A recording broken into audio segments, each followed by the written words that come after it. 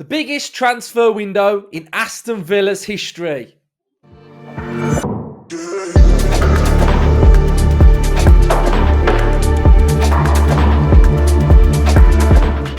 Welcome back to Up the Villa podcast. On this episode, we are going to talk about Aston Villa's up and coming transfer window, the importance of it, the Monchi role. We're going to take a look at Aston Villa's current squad on who we think will be staying, who we think will be leaving. And then we're also going to look at key areas in which we feel like we need to target recruitment-wise in this window. Justin, how you doing? Very good. Looking forward to this. Get stuck into the summer and build into next year. Definitely. So, Monchi has been at Aston Villa now for probably just under a year. And his role is integral and crucial to Villa's recruitment strategy, the way we go forward, the way we have a goal in sight in a few years' time of how this recruitment can help aid Villa in a couple of years as well. So we've seen players like Morgan Rogers, Nedeljkovic, Sousa coming in. And those players are the future of Aston Villa and how we will work a transfer market. Now, Monchi's role is very, very important. So what I'm going to do to start with is I've got a really good article and we're just going to quickly go through the role of Monchi and what Monchi's been doing. And then that will tie us into the current up-and-coming transfer window of what we've got coming up as well. So, Monchi, what's he all about? What's Monchi's role and how does he operate? So he's based on foundations. The foundations of Sevilla Monchi's success can be attributed to two simple yet powerful principles: hard work and maintaining strong connections. Monchi's primary responsibility revolve around supporting the players and coach in achieving victories on the field and executing successful transfers in the market.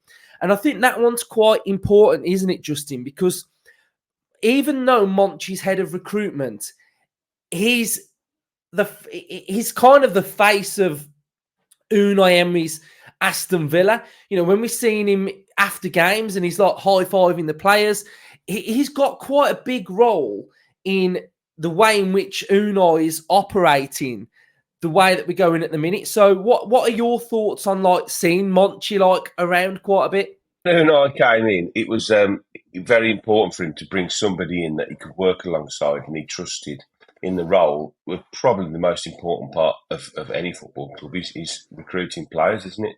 So I think having somebody alongside him he knows he can talk to day in, day out, week in, week out, anytime he wants to, and they can build this rapport and sort of strategy throughout a season. I don't think for a second this is something that's just a week or two or even a month before the season ends they start talking about. I think this is a constant, ongoing, movable feast.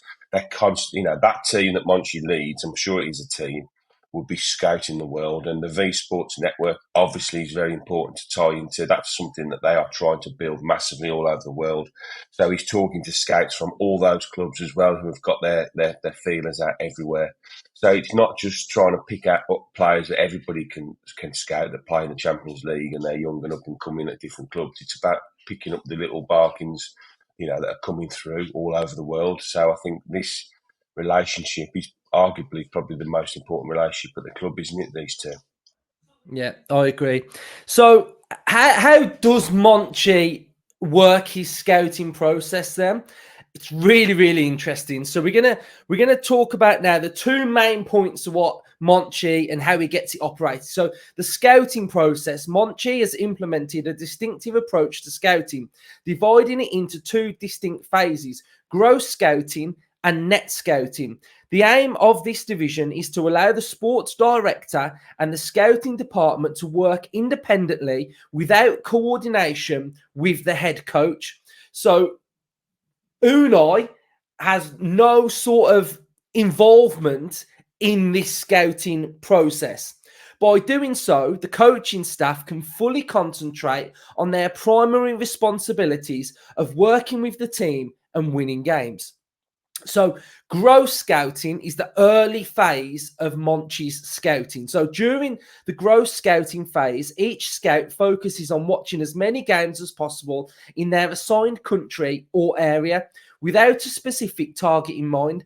Monchi's strategy is to scout players for all positions, recognizing the potential challenges posed by unexpected departures of key players in the past, which provide difficult to adequately replace due to the lack of preparedness. Each scout creates their own monthly top 11 list comprising of the best players for each position. Importantly, the selection must be realistic considering factors as the budget constraints. So that's growth scouting. Net scouting. In the net scouting phase, the players identified during the growth scouting period undergo intensive scouting. Monchi places significant emphasis on two key aspects. Firstly, the scouting process should encompass various scenarios to provide a comprehensive understanding of the player. This includes evaluating their performance in home and away games against strong and weak opponents, as well as during international duties. Secondly, multiple scouts are involved in the process. This involves that a scout no longer holds the same evaluation for a player, and they have previously assessed during the growth scouting. By incorporating different perspectives, a wide range of opinions is obtained and consolidated into a comprehensive evaluation for each scouted player. Typically, each potential signing is scouted 6 to 7 times. Justin, thoughts on the actual scouting process?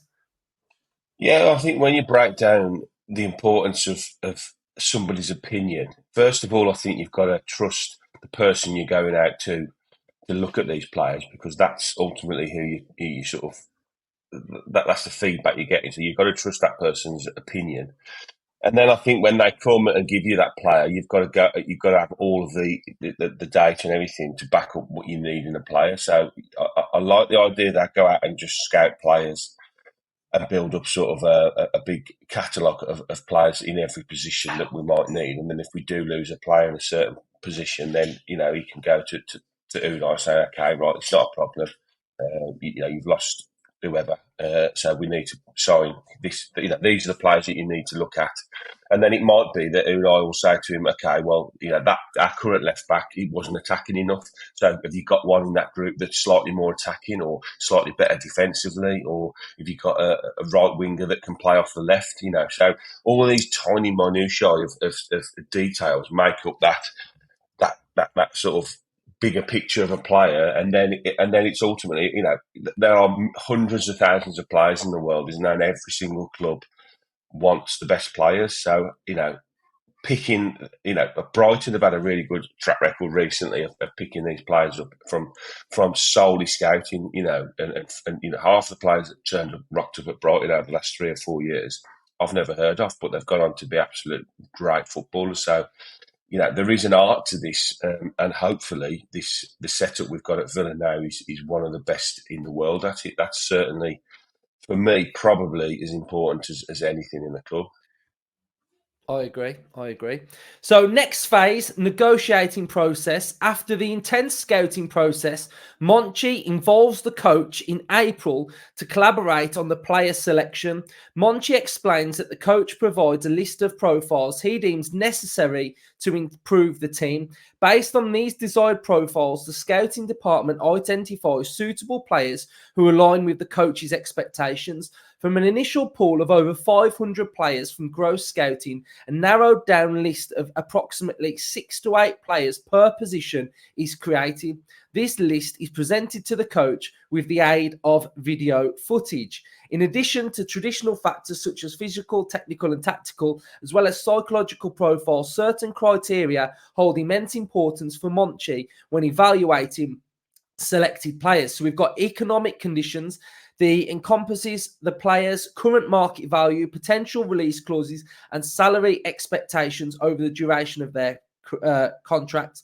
Acclimatization. Monchi considers whether the player can immediately perform and deliver their best performances under different conditions such as pressure, fan expectations, and media scrutiny. Future increase in value. Monchi follows a 70-30 rule where 30% of the new signings are expected to perform immediately, while 70% require more focus on development and value enhancement. We've then got the role of data. So in recent years, Monchi has recognised the immersive value of big data and artificial intelligence in managing and improving the scouting strategy of Seville. Seville has established its own dedicated department responsible for data collection and for analysis. So that's pretty much everything on Monchi. And I really wanted to just bring a vibe of what Monchi's role is at Aston Villa and what he's been doing and the way he operates. So do you want to add anything on to that, Justin, or shall we move on? Yeah, two really, really important words cropped up when you were talking then, and I think they are very undervalued by a lot of fans probably, that psychological. So, having a base football ability is great, and I would think every single footballer that's signed by Aston Villa is a very, very good footballer, regardless of what the fan base thinks. Every single one of them, to reach that level, is an excellent footballer. But a lot of contributory factors make up whether they are a success at a football club, and two of them are psychological. So can they handle the move? Are they at a place in their life where they can come in and give their best?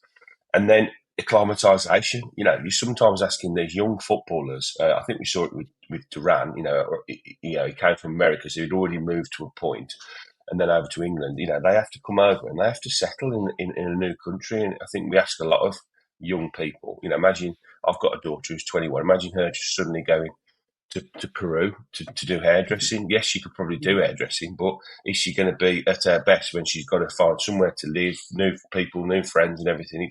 It's a very difficult thing to do, isn't it, as a young footballer? So yeah, taking all these things into account is very important. Yeah. So the window opens on the 14th of June, the exact day that the Euro starts. So we've still got a little bit of time. What I wanted to do is I wanted to have a look at the Villa squad and who potentially will be moved on.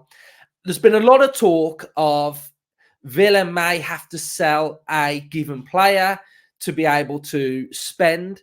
So we're going to go into it. We're going to have a look at the players that we could potentially move on. And then we're going to have a look at the players and the areas in the team that we think we may need to sort of sign players to attack, because this is a very, very important time in Aston Villa's history. Last season was absolutely outstanding. The next part is staying there and consistently building, consistently growing, but also challenging.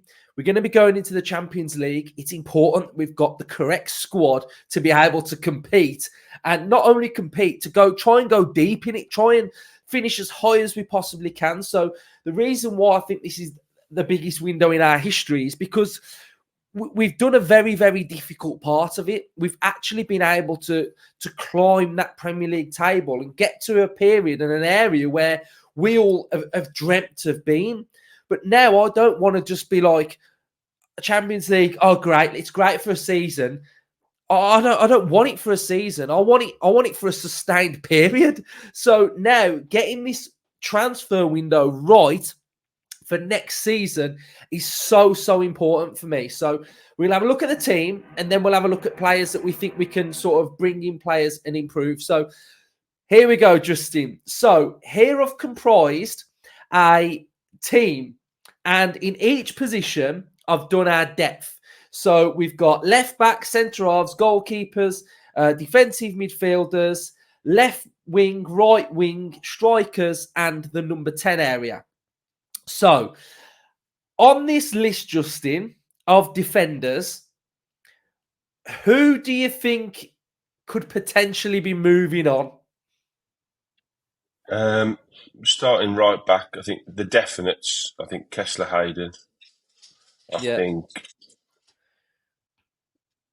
that's the definites, but then I think there's question marks over upgrades of Cash, Carlos, and then question marks over Dean and Moreno. I know when we was on the Ripple Effect, we disagreed on the left back situation. I thought Luca Dean would be moved on, mainly because of his wages. You felt that I think both the two main left backs could be moved on. Moreno was a lot for his age as well. So yeah, I think definites would be Kessler Hayden, and then Carlos to raise funds. I think Carlos, Mhm. Dean, Moreno, and Cash question marks. Yeah. And it's very difficult talking about players leaving and saying that they're going to leave and you want them to leave. I've been in this mindset that financially, I think we're okay. There's a line, and there's the line, sort of, and we're like here, like we've got wriggle room. But I do feel like for Villa to spend an adequate amount of money, funds will need to be raised to give us the ability to spend more money. I don't think it's like back in the day when we'd sell a player and not really replace them with a big adequate player. I think it's sell to be able to buy. My thinking is exactly the same as you. I feel like the rumours of Carlos potentially going, I think I could see that happening. Kessler Hayden, I think exactly the same. I think Olsen may potentially be on his way as well. So, well, he's gone already. So Olsen's disappeared already. Right, so Olsen's gone. Left back. Now, left back, why I think both is because I think Luca Dean's on massive, massive wages. And although he's done brilliantly well this season, I think he could potentially go. And I also think Moreno could go as well, because I think Unai might want to recruit in that area as well. So I'm saying both could potentially be leaving in Luca Dean and Moreno. And then we're going to be recruiting some form of left back. Sousa came in. So if you actually look at both sides of this, you've got young Nedeljkovic, young Sousa. I could see a centre back potentially coming in as well. I think some of those that are in this list here could be potentially on their way. And I think with cash, you're going to get decent value of around 20 million, maybe. And you start adding these like transfer fees up, it's going to mean that you're not going to have to sell a big hitter. And I think a big hitter, you're talking Douglas Luiz, you're talking Ollie Watkins, you're talking Jacob Ramsey. So for me, I would rather somebody go like those players rather than selling the other players. What are you saying, Justin? I think the only problem with that is, and I'll get the thought process, is that I think it leaves us too much work to do to recruit at the back. Because, Sousa's, 19, Nedeljkovic is, I think, a little bit younger than him. I still think there's a chance that both of them could go into the 21s or even be loaned out again, depending on, we won't know what the club's got in store for them until the start of next season, really, because we saw with last season three of the young lads that played pre-season were suddenly shipped out last minute, weren't they? So I think if Yeah. you let go your two main left backs, then you've got to sign two left backs potentially if Sousa's not ready for the first, to go. So, and I think Cash as well. Yeah, we've got one right back essentially, haven't we? Constance plays there as well. So I think you let Cash go, and you've got to recruit two more right backs now. We already think we've got to sign a right back. That's if See, Djokovic isn't. I think a centre back comes in. Yeah, well, I think there's lots of heavy rumours of the lad from what's his name from Atletico, Hermoso. Hermoso on a free, which is another clever bit of business. Now you add that in to the Barkley signing on very little money, then these are the clever signings that help us sort of expand the squad without spending lots and lots of money. Mhm. And I do understand.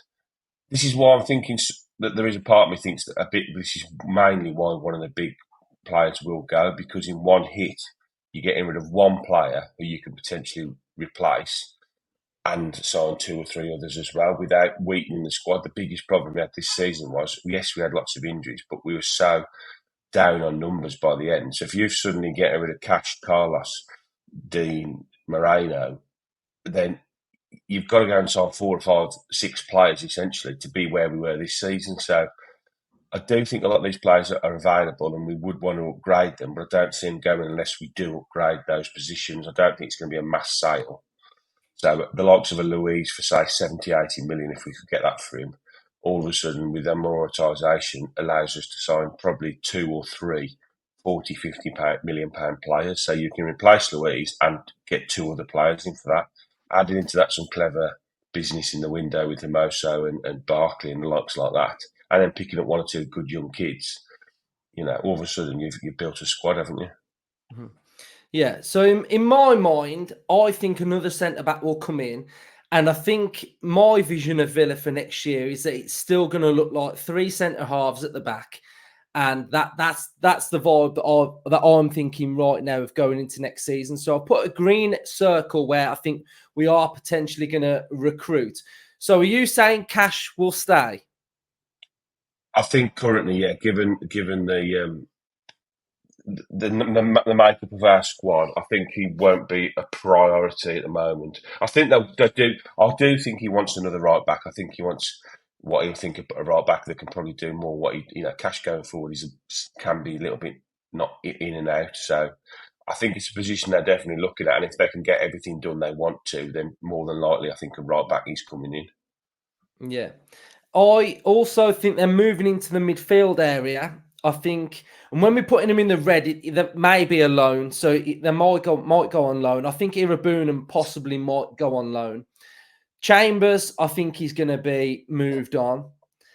So that leaves Kamara, who's currently injured until probably about November. So we've got no CDM. Then Donker will be coming back, so I can imagine him going out as well. So Justin, I've said at the start that I feel like we are going to have to make some funds from somewhere, right? Are you saying Douglas Luiz gets sold? I think two definites, not definites, one definite, I think he's Duran. From everything I'm hearing, I think Yeah, they're going to want to let him go. But I think yeah, out of the real big hitters that we can get a lot of money, there's three really, isn't there? Watkins, Louise, Martinez. They're the real, we get big money for all three of them. Now, if you're asking me out of them three, which one I'd be prepared to sacrifice for the greater cause, then how do you replace a striker that scores the goals at what? It's very, very hard. Every club wants a striker who mhm, gets 20 goals a season. And Martinez is the best goalkeeper in the world. So anybody from him is a downgrade. So unfortunately, we have got players in there already, like you say, Kamara, Tielemans, McGinn. And if we do sign Barkley, that's four. And I think we'd go and sign another one as well. So I do think Louise, unfortunately, I don't want to lose anybody. Everybody thinks you're saying this and you want them to go. I don't want it. I'd rather keep the squad as it is, get rid of the ones that aren't up to speed, and then sign better players. That's the ideal summer, isn't it? Unfortunately, we're not in that position. We're in a position where it looks like we're going to have to cut our cloth accordingly and to be, within not breaching FFP and P&S, we've got to raise funds. So how do you do that? The one way is what you've said. You sell a lot of the lesser players, but then you've got to recruit loads of players, and then you've got to basically integrate a brand new squad into a very difficult season. Or do you get rid yeah. of one player and sign I three don't, or four? I don't like that, Justin. I just don't like it. I don't like the look of that at all. Like, if I take Louise away here now, I don't like the look of it. I don't want to do No, it. but I don't think Bruno probably leaves. I think he stays in and around because I think he's still young enough to improve. And I still think he adds a little bit of depth. Yes, he wasn't used enough last season. And, Callum Chambers wasn't used at all last season. I'm not No. suggesting we keep him, but could we find another player, a better player than Callum Chambers for good money? There's quite a few. I think, is it Ndidi at Leicester's out of contract, I think. He would be a really good player to come in and let's say, take the Callum Chambers role. A very experienced player, very good centre midfielder, played at a really good level. So could we get him there are Mhm. players out there that can bolster the squad. But Yeah. I do definitely think somebody's leaving out the big lads, and I think Ramsey's a potential one as well. The problem with the Yeah. Ramsey signing is because he's had a season injury, that's definitely affected his market value, hasn't it? Yeah. I think a full season this year, we would have been knocking on the door of international. So, you could have asked for big money for him, and it helps Yeah. massively as an academy graduate. So it's not a nice conversation to have. And losing Watkins, Martinez, or Luiz is a horrible thing to think. But we lost Jack Grealish a few years ago for 100 million. And look where we are now. We've qualified for the Champions League without arguably one of the best players of his generation. So, you've got to think of the bigger picture. Yeah, I agree. I thought, we said at the start of the episode, this is a tough conversation to have because you don't really want any of them to go because we like them all, but tough decisions have got to be made. So I've highlighted 3 areas here in green. These are 3 areas that I think areas that I want to see players coming in. I think centre back, right back area. I think central midfielder. I'm looking for a really creative attacking midfielder to come in. That's something that I think we struggled a little bit with this season. Sort of when we're playing against these teams with a low block, especially somebody who can just unlock it. You look at like players like De Bruyne for Man City, how they're so important, and they're so important because they're the ones that are able to unlock defenses time and time again. One player I do think is definitely going to leave is Duran. I think he's got bags of potential, but every time that transfer window opens, you start hearing that noise of him potentially going. His agent starts speaking. So I think in that area, somebody's going to be coming in as well. Definitely a striker. My thoughts on the experienced European striker. The other thing to caveat with when we were looking at the defence, when I said potentially Moreno could go as well, is what you do if we sold Luiz and we've got no Kamara till November, then that area starts to look very, very thin as well. So I quite like the. I know it's paper talk if you like, but I like the idea of Duran going to Chelsea and us taking Conor Gallagher. I know the lads from the Chelsea fan cast, they are apoplectic about losing Conor Gallagher. They rate him so highly, and I watched him a lot this season, and he's an excellent midfielder, and he can do that 6 role, he can do the 8 role, he can score goals, he's young. That would be an incredible deal for us to do, I think. I do, honestly, and I think that solves 2 problems. That if Duran is, I don't want to throw him under the bus because he's a young lad. If he wants to leave Villa, I've got no problem with him wanting to leave Villa. He's a young lad, no affiliation with Aston Villa. He's building a football career. I said this on Twitter.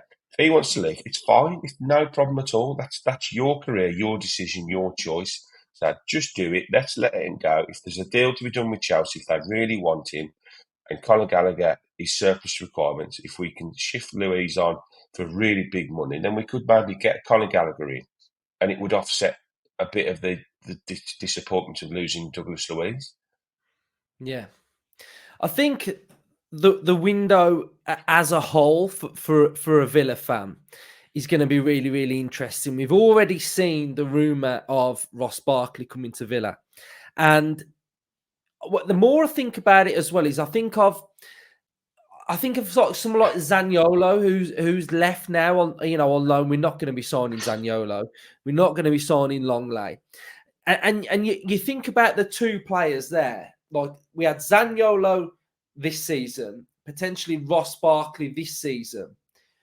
And ask yourself this question: even though Ross Barkley will be coming to Villa on a low fee, the season that he's had at Luton, would we get more out of Ross Barkley or Zaniolo? What are you saying, Justin? Barkley. Exactly. So I think even though it's like just people are like turning their nose up at Ross Barkley, if you actually think about the 2 players, you could say Barkley or Zaniolo.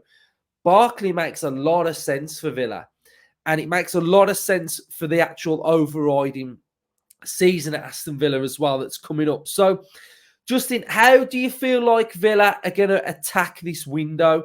How do you see it panning out from a point of view of signing players? Do you think there's going to be like loans, youngsters, big money signings? How many big money signings? What do you expect as a fan? I'd say all of the above. One of the things I was going to bring up when you've just done it is I do still think we'll utilise the loan market because I think it's a sensible option. You've got the option there signing 2 players. And if we do need squad depth, then why not try and use that market? We're a profile club now. We're a high profile Champions League club. So you imagine the type of loan players or free transfers and Bosmans that we've already hopefully seen that with the likes of Barkley. You would think he'd have a pick of a lot of clubs coming off the season he's had at the money he's going to cost. And Moso would have the pick of a lot of clubs coming off the season he's had.